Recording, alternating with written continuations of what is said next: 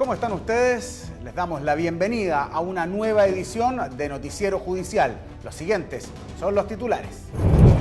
Poder Judicial organiza seminario internacional para debatir temas de transparencia y procesos de apertura hacia la ciudadanía en temas judiciales.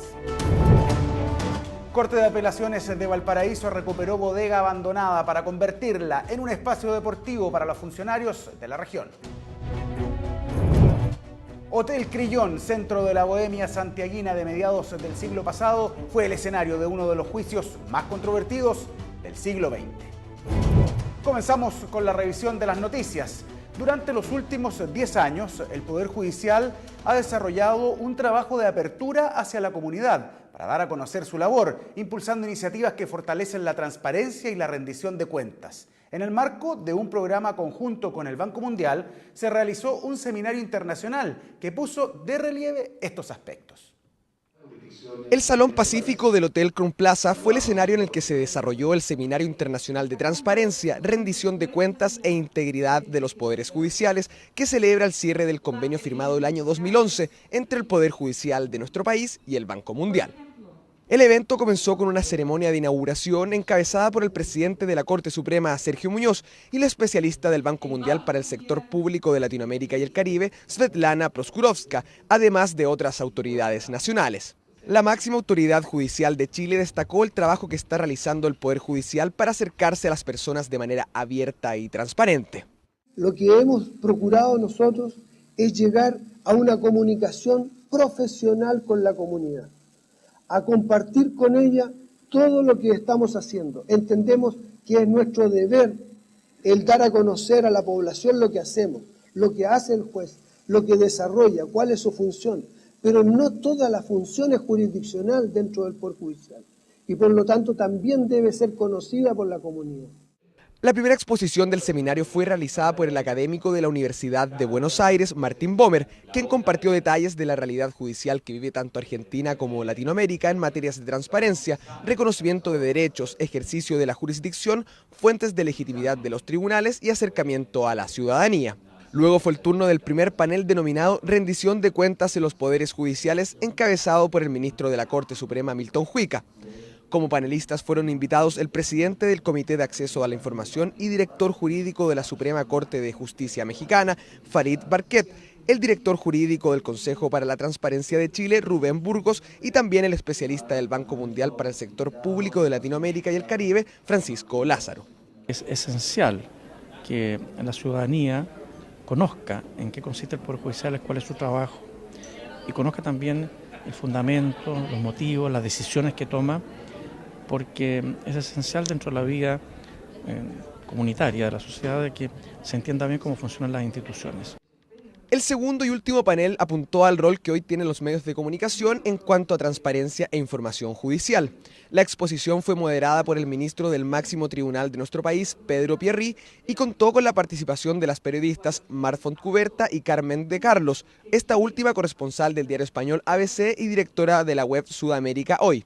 También participó el sociólogo chileno Eugenio Tironi, quien mencionó la importancia que hoy tiene el Poder Judicial en nuestro país y lo fundamental que debe ser su relación con los medios de comunicación. Los fallos a su vez requieren mejor justificación, mejor validación y en ese sentido el papel que tiene la prensa es fundamental para incluso la validación de las funciones del Poder Judicial. La necesidad de un periodismo especializado en el que, por una parte, los periodistas conozcan a fondo el funcionamiento, la terminología y los códigos de lo que es el sistema del Poder Judicial. Y por otra parte, también los jueces sean capaces de saber comunicar lo que son, por ejemplo, sus fallos, una vez emitidos, evidentemente. Este seminario marca el fin de un programa que comenzó hace 3 años para el fortalecimiento de buenas prácticas, tanto en materias de transparencia como de comunicación, difusión y vinculación con la ciudadanía. Y uno de los invitados que expuso respecto al tema de transparencia fue Martín Bomer, doctor en Derecho de Yale Law School y académico de la Universidad de Buenos Aires. Conversamos con él para que a través de su experiencia nos diera una visión de los desafíos y de los avances en Chile como en Latinoamérica en estos temas. Muy buenas tardes, en Noticiero Judicial nos encontramos para conversar Con el profesor Martín Bomer, académico de la Universidad de Buenos Aires y doctor en Derecho por la Universidad de Yale. Muy buenas tardes, profesor Bomer. En una de sus columnas que publicó en el mes de marzo en el diario La Nación de Argentina, usted hablaba que la transparencia era el oxígeno de la democracia. ¿Cuánto oxígeno a esta sociedad está entregando el Poder Judicial y los poderes judiciales en la región? Bueno, cada vez más. Si bien viene de una tradición, de una vieja tradición de poca transparencia, el Poder Judicial en Latinoamérica se veía a sí mismo simplemente como un aplicador de la ley y no debía razones a nadie, salvo a las partes. Cada vez más los ciudadanos le piden, demandan del Poder Judicial más cosas y los poderes judiciales han aceptado ese desafío. A veces a regañadientes, a veces con entusiasmo, los poderes judiciales de la región ingresan en la discusión de políticas públicas con los otros poderes de la democracia y por lo tanto ahora tienen mayores obligaciones en términos de transparencia porque son un actor político muy relevante. Insisto, a veces algunos de sus miembros lo hacen con más entusiasmo y a veces con menos, pero la actividad que hoy estamos presenciando aquí en Santiago da cuenta de esa vocación cada vez mayor de los poderes judiciales por una mayor transparencia. ¿Cuánto espacio tienen los jueces para poder trabajar o desenvolverse en esta área, considerando que muchas veces hay normativas que son bastante restrictivas respecto a la actuación de los tribunales? Yo creo que tienen una enorme capacidad. Los jueces tardan en ver cuál es su poder, pero una vez que ven cuánto pueden avanzar, la verdad que han avanzado muchísimo en muchos lugares de Latinoamérica. Y respecto de esto, muchas de las cuestiones de transparencia tienen que ver con sus capacidades de administración hacia adentro del Poder Judicial. Así que yo no veo ningún freno, ningún obstáculo demasiado grande como para que, si realmente hay ganas y vocación de ser transparente, de aumentar la legitimidad del Poder Judicial a través de mayor transparencia, no se haga, la verdad. No veo ningún obstáculo. Se lo pregunto porque acá en Chile se ha generado una discusión bastante importante respecto de cuál es el rol de los jueces. Hay editorialistas que hablan de que los jueces son activistas, que están ejerciendo el gobierno de los jueces. ¿Qué opinión tiene usted respecto de este tema? Yo creo que esa discusión de activismo o no activismo es una vieja discusión y habría que contextualizarlo. Hoy Latinoamérica está transitando hacia una democracia muy sofisticada, de sistemas autoritarios muy cerrados. Entonces, la tradición del Poder Judicial es una tradición no activista, básicamente era una tradición de deferencia al poder. Pero claro, tanta deferencia al poder nos llevó a muchos países de la región a que los poderes judiciales fueran, si no cómplices, por lo menos miraban pasivamente las enormes violaciones a las constituciones y a los derechos que los otros poderes ejercían sobre los ciudadanos. Así que ahora están asumiendo su rol de control y de guardianes de la Constitución y de la ley. En ese rol no pueden ser pasivos, en ese rol tienen que ser activos y se los está demandando la ciudadanía. Pero además el poder, que a veces se queja por la demasiada actividad del Poder Judicial, el poder político, les ha dado constituciones muy generosas y además de las constituciones, tratados internacionales de derechos humanos muy generosos. Y además de todo eso, la ciudadanía cada vez está más educada en derechos, entonces exige más. Bueno, si frente a todas esas exigencias y todo ese texto jurídico y de derechos, el Poder Judicial se retrae, no estaría cumpliendo su deber. Así que me parece que las quejas son de quienes no quieren el control del Poder Judicial sobre ellos, son los que siguen pretendiendo que los poderes políticos tengan discrecionalidad absoluta para llevar adelante política pública y no se acostumbran a que la Constitución es norma operativa y que les pone restricciones. Hoy en nuestro país hay una crítica bastante intensa respecto del trabajo de los tribunales de justicia en materia penal, pero también de todas las instituciones. Eso afecta efectivamente lo que es la legitimidad tanto del poder político como del poder judicial. ¿Eso usted cree que está reconocido efectivamente? ¿Las instituciones se dan cuenta de esta situación o piensan que todavía no? Creo que cada vez más se dan cuenta porque además el periodismo ha sido muy enfático en mostrar los problemas de los poderes judiciales, cosa que antes no sucedía, digamos. No había periodistas especializados en tribunales, no había muchos periodistas especializados en tribunales en la región. El Poder Judicial no salía en la tapa de los diarios. En mi país, por ejemplo, en la época del presidente Menem, cambió radicalmente la constitución de la Corte Suprema de Justicia de mi país, pasó de 5 miembros a 9, nombró a 6, y eso no salió en ninguna tapa de ningún diario, estamos hablando de 1990. O sea que lo que ha cambiado en estos últimos 20 años, la visión de la crítica pública al Poder Judicial es enorme. Entonces yo creo que se están acostumbrando, están creando situaciones como esta, de noticieros judiciales, páginas web. Hay que darles tiempo. Yo creo que hay que ser justos con los poderes judiciales. Yo creo que son de las instituciones que más han cambiado y que más han intentado dar respuesta, porque es lo que hacen día a día a los reclamos de la gente. Comparados con los poderes ejecutivos de la región e incluso con los poderes legislativos de la región, la verdad que los poderes judiciales han hecho una revolución en las democracias latinoamericanas. Se plantea de los desafíos en el fondo que ha enfrentado el Poder Judicial, pero existen otros actores también dentro de la sociedad que también contribuyen a ir logrando mayores avances, como por ejemplo la academia. Usted en su presentación fue bastante crítico respecto de la situación de la academia hoy en día, en las universidades y cuál es el trabajo que se realiza. ¿Cuáles son los desafíos que se plantean para esa área? Yo creo que eso sí que es grave. La Facultad de Derecho no acompañaron la revolución de derechos y el nuevo rol que los poderes judiciales están asumiendo en la región. Para eso la Facultad de Derecho se tiene que profesionalizar. Hoy yo diría que gran parte de la Facultad de Derecho de la región son amateur, están llenas de abogados y jueces que dan clase en su tiempo libre, que dado que sus otras profesiones son profesiones de tiempo completo, no tienen tiempo para investigar, no tienen tiempo para darle sentido a lo que está surgiendo del Poder Judicial, pero más grave aún, dado que son jueces y abogados, tienen un conflicto de interés como profesores para criticar a al Poder Judicial y a la práctica profesional. Son a la vez jueces y parte. En su carácter de profesores deberían estar criticando y en su carácter de jueces tratan de no ser criticados.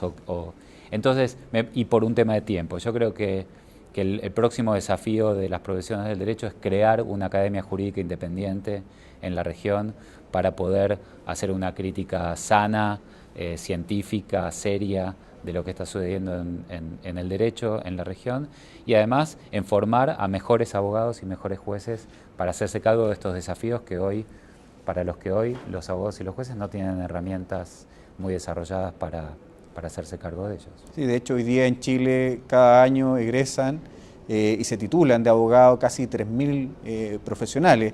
La duda que hay es si efectivamente en 60 o 70 facultades de Derecho existe la cantidad de profesores necesaria para poder formar a esa cantidad de Yo creo que no existe, estudiantes.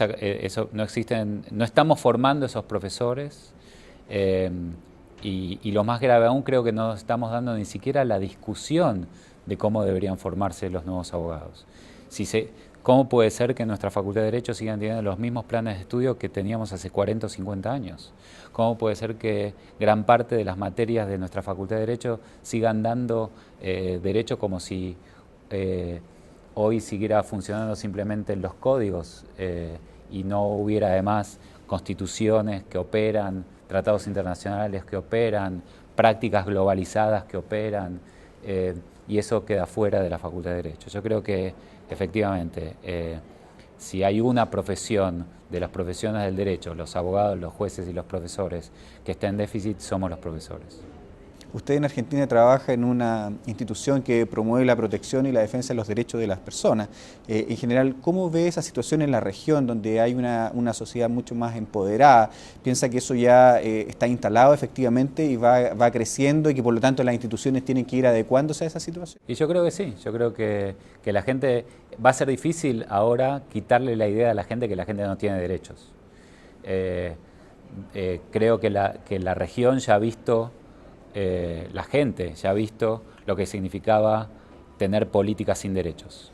Llevó a las peores dictaduras de nuestra historia y por lo tanto volver para atrás no va a ser posible.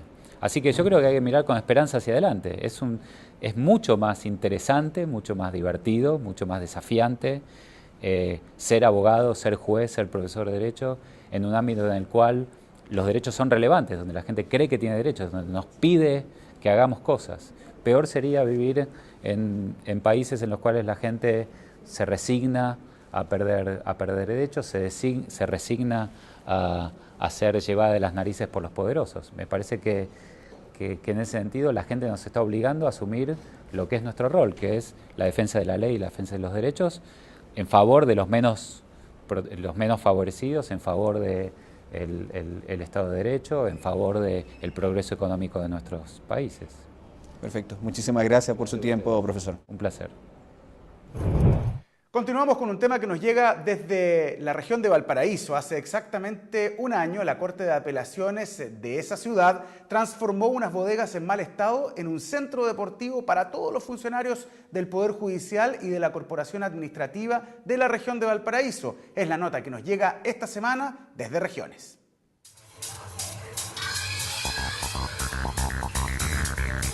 Abrir espacios para la actividad deportiva de los funcionarios de Valparaíso. La implementación de un gimnasio en el edificio de la Corte no fue una tarea fácil. La voluntad por mejorar la calidad de vida, disminuir el estrés y evitar el sedentarismo de los funcionarios de esta jurisdicción, incluidos los integrantes de su corporación administrativa, comenzó el 2009 cuando se pensó en la compra de unas pocas máquinas para instalarlas en algún rincón de la Corte de Apelaciones. Este fue el punto de partida.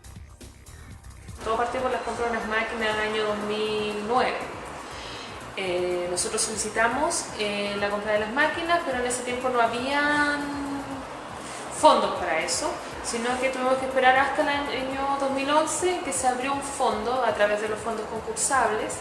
Entonces la Comisión Zonal de Bienestar en ese año hizo un proyecto que era crear un gimnasio cuya objetivo era mejorar la calidad de vida de los funcionarios, específicamente a los socios del Departamento de Bienestar. Entonces ahí hicimos la compra de las primeras máquinas. El primer objetivo se cumplió. Se encontró el financiamiento para las compras de algunas máquinas, pero faltaba lo más importante: disponer de un espacio físico para instalar un gimnasio adecuado. Aprovechando el plan de remodelación de los edificios de tribunales de Valparaíso, se rescataron unas bodegas poco mantenidas ubicadas en el subsuelo de la Corte de Apelaciones de la Quinta Región. En junio del año pasado, el gimnasio abrió sus puertas. A casi un año de su inauguración, hoy la Corte de Apelaciones cuenta con un lugar deportivo acorde a las necesidades de quienes concurren diariamente. Nosotros levantamos nuestros datos y nos dimos cuenta que el rango etario aquí es muy diverso, las características son totalmente diferentes en todas las personas, tanto por su carga intelectual, ¿no es cierto?, que algunos tienen mayor carga, otros tienen menos carga, bueno, en fin. Y todos, en fin, tenían un mínimo común denominador, como te lo digo, es este sedentarismo de estar prácticamente amarrado a tu escritorio. Y segundo, el nivel de estrés, también hay un nivel alto de estrés acá, o sea, siempre los trabajos son bajo presión. Basado en esto diseñamos programas a la medida. Vengo hace aproximadamente unos 3 meses y bueno, junto con lo provechoso de que está cerca del trabajo, tiene algo adicional que es el equipo humano que está contratado acá en el gimnasio, que es el que en definitiva también presta su asesoría en los ejercicios, sobre todo cuando recién partimos, ¿ya? Y también el acompañamiento posterior que hacen, ya guiando los ejercicios, sacando de dudas también frente a algunas dolencias que le pueden generar después de hacer ciertos ejercicios. El gimnasio cuenta con un equipo de profesionales que constantemente evalúan y orientan a los integrantes del Poder Judicial de Valparaíso. El lugar cuenta con modernas y completas máquinas para ejercitar. Además imparten clases de acondicionamiento físico, de ejercicio localizado, de ejercicio funcional para fortalecer la musculatura, yoga, pilates, entre otras. Y tratamiento kinesiológico para quienes lo requieran por orden médica. Y ya se lo adelantábamos en titulares, por años el entonces Hotel Crillon fue lugar de encuentro de intelectuales, políticos y también de parte importante de la sociedad bohemia de Santiago de la década del 30 a la década del 50. En uno de esos salones, en uno de té especialmente, ocurrió uno de los crímenes pasionales más impactantes de la mitad del siglo XX. La escritora María Carolina Gil valió a su amante. En nuestra sección Juicios con Historia, hoy recordamos el crimen en el Hotel Crillon. No solo tertulias intelectuales se daban cita en el desaparecido Hotel Crillon, ubicado en calle Agustinas en pleno centro de Santiago y hoy convertido en una galería comercial. Entre sus paredes y salones, la realidad superó la ficción. La obsesión y el desamor de una mujer fueron las razones para cometer un crimen que conmocionó al Santiago intelectual de 1955. Hablamos del crimen en el Hotel Crillon.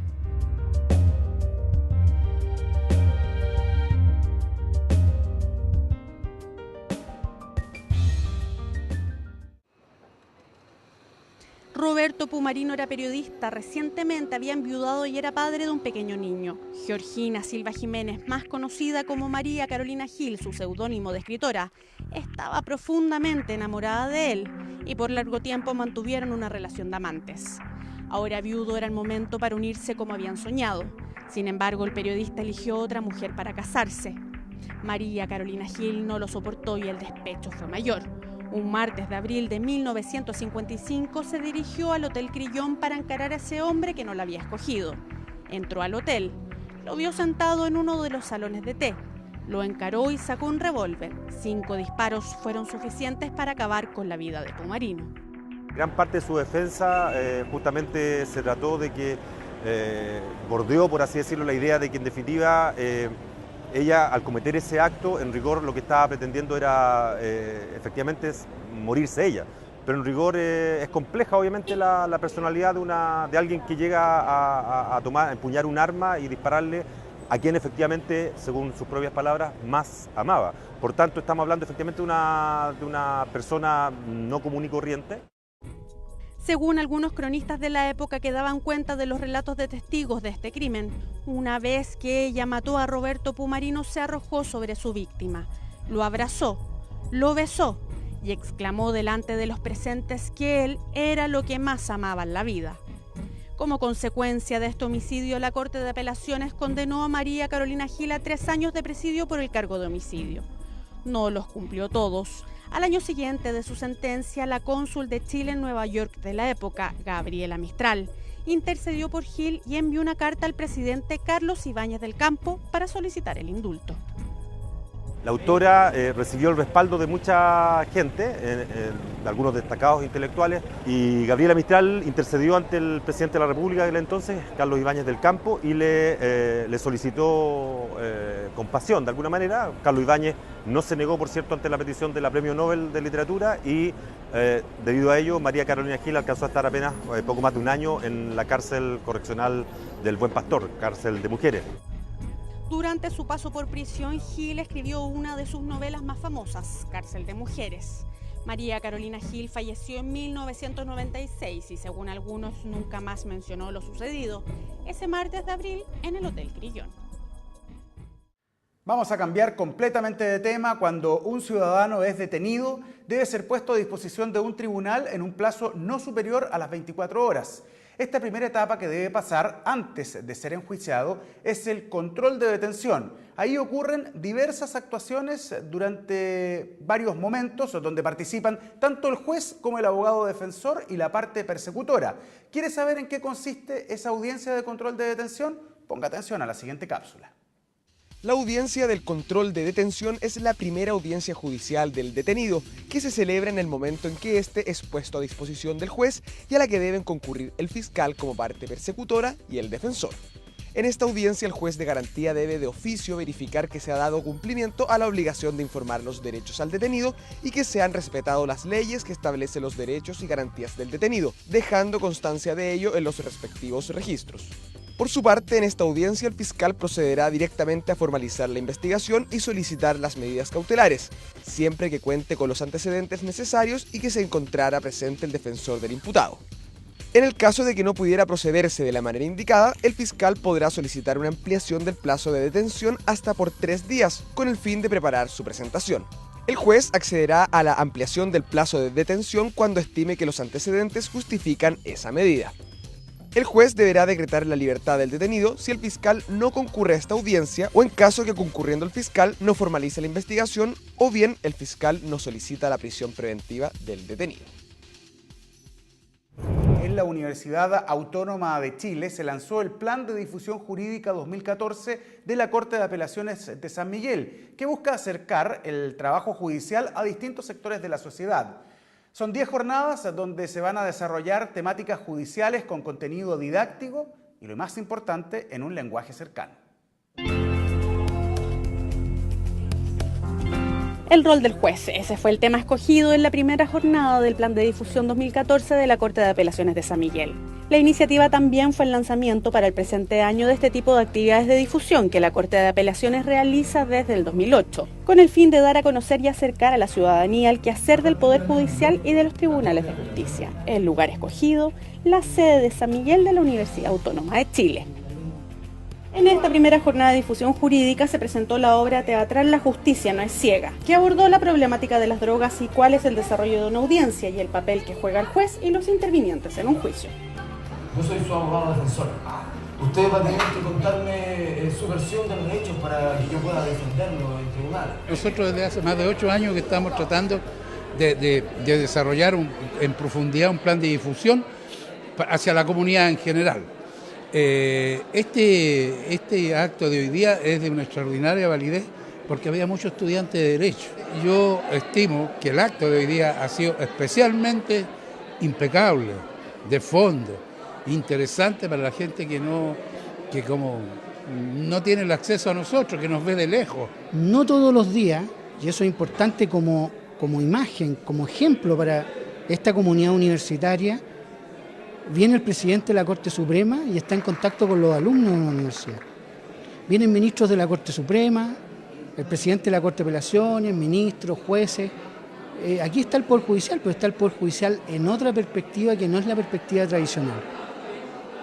Eso digo yo como imagen, es importantísimo y es vital. Y nosotros tenemos que acrecentar esos mecanismos que permiten entrar en ese contacto directo con la comunidad.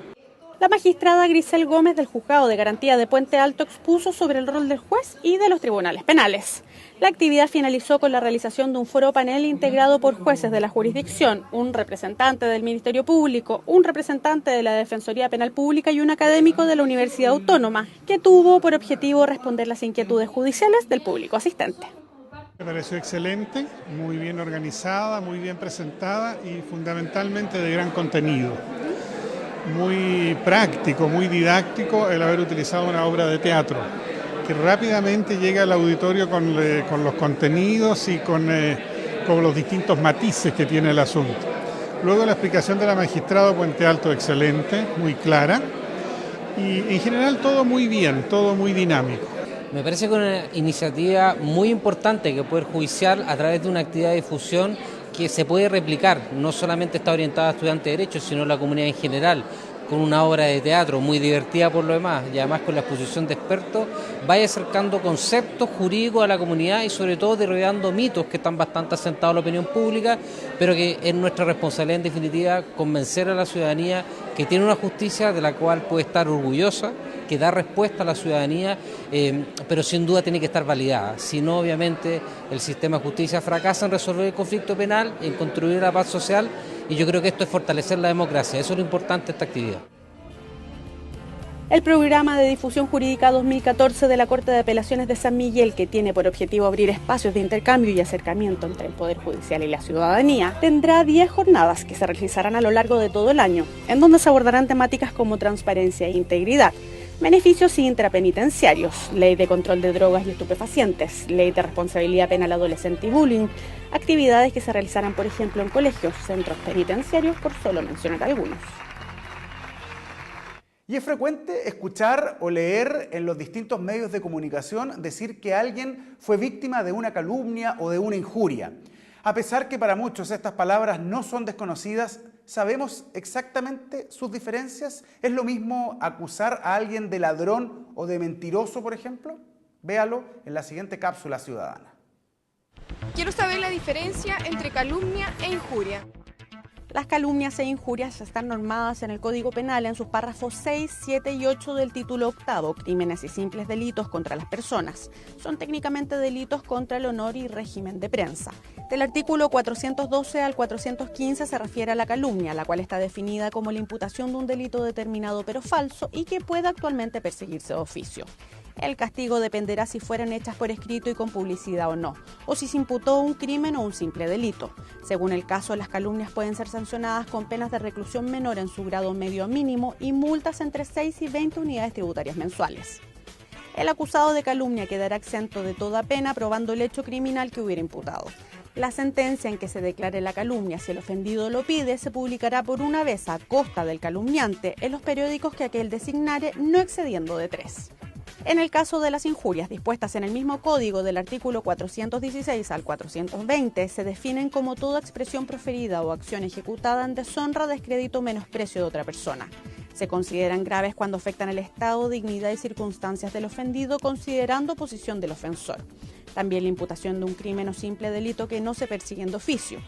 Imputación de crimen o delito con sentencia o prescrito. Imputación de vicio o falta de moralidad, es decir, perjudicial para fama, crédito o intereses del agraviado y aquellas tenidas en concepto público por afrentosas. El Código Penal también distingue injurias leves y livianas.